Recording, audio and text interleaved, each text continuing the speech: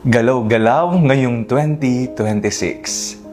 Ako po si Father Fel Pareha at ito po ang ating segment, ang Daily Devotion, na kung saan tayo po ay magdarasal, magbabasa at magninilay kasama ng salita ng Diyos sa buong taon. Manalangin tayo. Sa ngalan ng Ama, ng Anak at ng Espiritu Santo. Amen. Halina, banal na Espiritu, liwanagan mo ang aming puso at isip, nang maunawaan at may sa buhay namin ang iyong salita.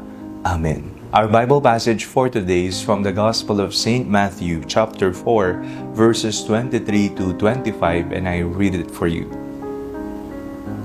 Jesus went throughout Galilee, teaching in their synagogues and proclaiming the good news of the kingdom and curing every disease and every sickness among the people. So his fame spread throughout all Syria, and they brought to him all the sick, those who were afflicted with various diseases and pains, demoniacs, epileptics, and paralytics, and he cured them.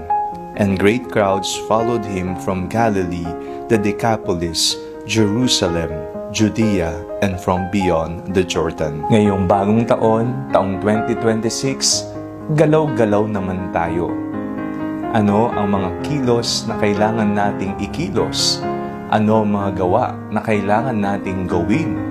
Ano ang mga hindi natin nais sa katuparan sa nakalipas na taon na ngayong bagong taon, magana nating uumpisahan at gagawin? Sa ating pong binasang Ebanghelyo, napakinggan po natin si Jesus na naging abala sa pagpapahayag ng salita ng Diyos at sa ministeryo niya sa mga may hirap, sa mga may sakit, sa mga inaalihan ng demonyo, sa mga napabayaan ng lipunan, at marami pang iba. Parang wala ng pahinga. Sa katunayan, ang pahinga niya na mababasa natin sa Ebanghelyo ay ang kanyang pakikiisa, pananalangin, pananahimik, kasama ng Diyos Ama. Maraming ginawa si Jesus nung siya'y nabubuhay. Maraming mga milagro, mga kababalaghan na naranasan ng mga tao sa kanyang panahon.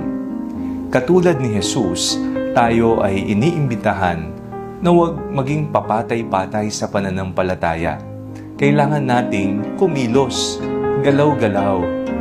Huwag sanang manatili sa ating mga salita. Huwag sanang manatili sa ating sarili lamang ang ating mga natanggap na blessings mula kay Lord. Kailangan ang mga ito ay gumalaw. Kailangan kumilos, lumabas sa ating sarili. Tanungin natin ang ating sarili ngayon. Ano ang mga bagay na maaari kong gawin, maaari kong maitulong, maaring pagmulan ng aking misyon sa buhay? Ano-ano ang mga talento na ipinagkaloob ng Diyos sa akin na maaari kong gamitin para maipalaganap ang kanyang mabuting balita sa lahat? Ikaw ngayon ay pinipili ni Jesus, ikaw ngayon ay kanyang inihahayo.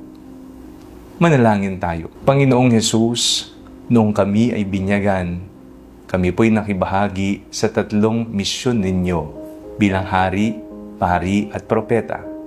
Ngayong kami ay tumatanda na, sana magamit namin ito, maitulong nawa namin, maibahagi nawa namin, maipagkaloob nawa namin bilang mga kaloob, bilang mga biyaya sa iba, kung anuman ang aming natanggap. Gamitin niyo po kami, Panginoon, bilang instrumento sa pagpapalaganap ng iyong mabuting balita sa iba. Amen. Sa ngalan ng Ama, ng Anak at ng Espiritu Santo. Amen.